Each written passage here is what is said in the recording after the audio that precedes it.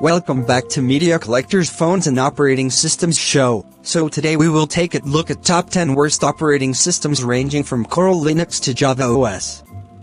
Without further ado, let's get started. 10. Coral Linux 1999. What was that? OS. Coral thought they could beat Microsoft at their own game by making Linux easy. They succeeded in making it easy to install, but then they forgot to support it. Within a year, they sold the division. It was the digital equivalent of a coming soon sign on a building that's already being demolished. 9. MS-DOS 4.0 1988, the Freeze Edition. Before Windows was a thing, DOS was king. But version 4.0 was the royal failure. It was so buggy that programs would just stop breathing for no reason. It was so bad that most users just tucked their tails and crawled back to version 3.3. 8. GNU heard the Infinite Beta, the Vaporware King. Technically, it's not finished, but it's been in development since 1990. While Linux took over the world, Hurt has been stuck in a perpetual state of almost ready. It's less of an operating system and more of a 36-year-long philosophical debate. 7. Windows RT 2012, the Identity Crisis. Microsoft decided to make a version of Windows 8 for tablets that looked like Windows, felt like Windows, but, plot twist, couldn't run Windows programs. You were stuck with the meager selection in the Windows Store. It was like buying a Ferrari that only runs on AAA batteries. 6. ITS, Incompatible Time-Sharing System, 1960s, the no-lock policy. Developed at MIT, ITS was brilliant for its time, but it had one fatal flaw by design: zero security. There were no passwords. Anyone could log into any file at any time. It was an operating system built on the Honor system, which, as we know today, is the digital equivalent of leaving your front door open in a hurricane. 5. Windows 8 2012, the war on the Start button. Microsoft tried to force a tablet interface onto desktop users. Removing the Start menu was the tech equivalent of removing the steering wheel from a car and replacing it with a touchscreen in the trunk. It was confusing, jarring, and universally loathed. 4. Windows Vista 2007, the hardware hog. Vista wasn't terrible by design, but it was a nightmare in practice. It required specs that most PCs at the time didn't have, and the user account control (UAC) pop-ups were so aggressive they felt like a toddler asking why every 5 seconds. 3. Windows Me Millennium Edition 2000, the Blue Screen King. Me stands for Mistake Edition. It was rushed out for the holiday season and was famously unstable. It would crash if you looked at it funny. It's the only OS in history that made people miss the stability of Windows 95. 2. Windows 11-the 20 and 25/26 recall era, the privacy nightmare. As of early 2026, Windows 11 has hit an all-time low in user satisfaction. Between the forced recall feature, which basically acts as local spyware, and the absolute bloat of unremovable ads in the Start menu, it has become the most hated version of Windows in history. 68% dissatisfaction isn't just a bad review. It's a digital uprising. 1. Java OS 1996, the over-engineered disaster. Sun Microsystems tried to build an OS entirely in Java. The idea was right once. Run anywhere. The reality was runs nowhere, extremely slowly. It was so sluggish it couldn't even perform basic tasks without chugging. It remains the gold standard for great idea, catastrophically bad execution. Special, Linux Lite 2008, the netbook nagware. Back when netbooks were the next big thing, Acer shipped them with Linux Lite. It was a stripped-down Linux that felt like a toy, but with a dark side. It was filled with nagware, constant pop-ups asking you to register or buy a full version. It was the digital equivalent of a cheap vacation that requires you to sit through a 4-hour timeshare presentation. Windows/Linux XP 2001, the Identity Crisis. Windows promised the world all the power of Linux with the ability to run every Windows app. It delivered neither. It was a legal nightmare that got sued into oblivion by Microsoft, and an unstable mess that couldn't actually run most Windows software. It was the diet soda of operating systems. It looked right, but the aftertaste was chemical. Windows 1.01, 1985, the beta test. Microsoft's first attempt at a graphical user interface was a slow, tiled window mess that barely functioned. It was so bad that even Microsoft's own employees mostly ignored it until Windows 3.0 came out. It was a rough draft that somehow made it to the printer. Windows 10 version 1809, the October 20th 18 update, the file eater. Most OS updates fix bugs. This one deleted your files. Specifically, it wiped out user documents, photos, and music during the installation process. Microsoft had to pull the update entirely, twice. In the IT world, this version is known as the Thanos update. You'd click install, and half your data would simply cease to exist. Android 3.0 Honeycomb 2011, the emergency landing. Google was so desperate to beat the iPad that they rushed Honeycomb out the door.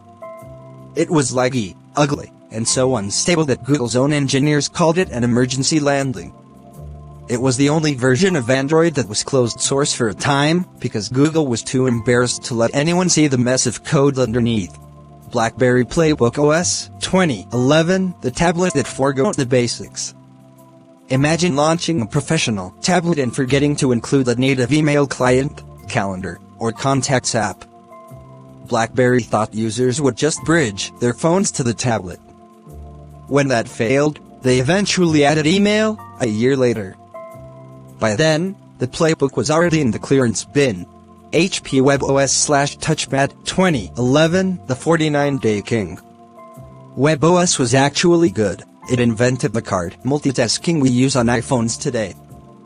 But HP's management was a mess. They launched the Touchpad, realized nobody was buying it, and killed the entire division after only 49 days. It's the shortest-lived major OS in history. Windows Phone 7, 2010, the upgrade betrayal. Microsoft convinced early adopters to buy into their new tile-based future. Then, a year later, they announced Windows Phone 8 and told all the Windows Phone 7 users, sorry, your hardware is incompatible. You have to buy a new phone. It was a slap in the face that effectively killed developer trust forever. Samsung Tizen. This is the 2012 to 2017 mobile version of Samsung Tizen. It may not confuse with the TV operating system with the titular name, the security sieve. Samsung tried to break away from Android with Tizen. Researchers who looked at the code called it the worst code I've ever seen, discovering 40 zero-day vulnerabilities right out of the gate. It was so insecure it was eventually demoted to running smart fridges and TVs, where it still struggles to open Netflix today. Firefox OS 2013 to 2016, the web browser in a trench coat. Mozilla thought they could make an OS where everything was just a website. It sounded great for cheap phones, but it was painfully slow. It couldn't handle the pixel explosion of better screens, and users realized they'd rather have a 2-year-old Android than a brand new Firefox phone that couldn't run Instagram. Rabbit OS 2024, the orange box of nothing. The Rabbit R1 promised a large action model that would book your flights and order your Uber. In reality, it was just a glorified Android app running on a cheap MediaTek chip. It couldn't even set a timer reliably at launch. By 2025, most of them were being used as colorful coasters.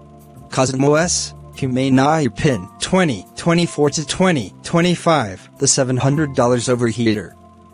Humane told us the smartphone era is over. They gave us a pin that projected a blurry green laser onto your hand, cost $700, required a $24 per month subscription, and overheated every 10 minutes. It was an OS built on hubris. By the time they tried to sell the company to HP in 2025, the brand was already radioactive. The CrowdStrike Falcon update, July 20th, 24, the day the Earth stood still. Technically a driver update, but it acted like a rogue OS. A single bad line of code caused 8.5 million Windows machines to blue screen simultaneously. Airports stopped, hospitals went manual, and billions were lost. It proved that in 2024, the world's most stable OS is only one bad update away from total collapse. Temple OS 2013, The Divine Comedy. Built from scratch by one man, Terry Davis, over 10 years. It runs in 640 by 480 resolution, 16 colors, and has no internet support because God said so. While it's a feat of solo engineering, as a functional OS, it's a chaotic nightmare of bleeps and bloops. It's the only OS on this list that includes a God oracle to generate random text. Symbian Circumflex 3, The Decline Era, 2010, The Falling Giant. Once the king of the world, Symbian became a bloated, fragmented mess trying to compete with the iPhone. Menus were buried 5 layers deep, and signing apps was a bureaucratic nightmare. It was a 1990s OS trying to live in a 2010 world, and it showed. Windows 95 or Windows 98, the open house era, password, leave blank. In the 90s, security was a suggestion.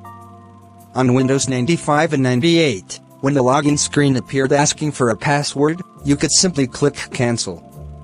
And it would just let you in anyway. The danger, it gave users the illusion of security while providing none. If someone could physically touch your computer, they owned your data. It was the era of trust me, bro, computing. Harmony OS 2026, The Memory Meltdown, The Denial of Service King. As of April 20, 26, Huawei's Harmony OS has hit a major snag with CVE 2026-34863. A massive flaw in the file system allows out-of-bounds writes, meaning a basic app can accidentally or intentionally corrupt the kernel's memory.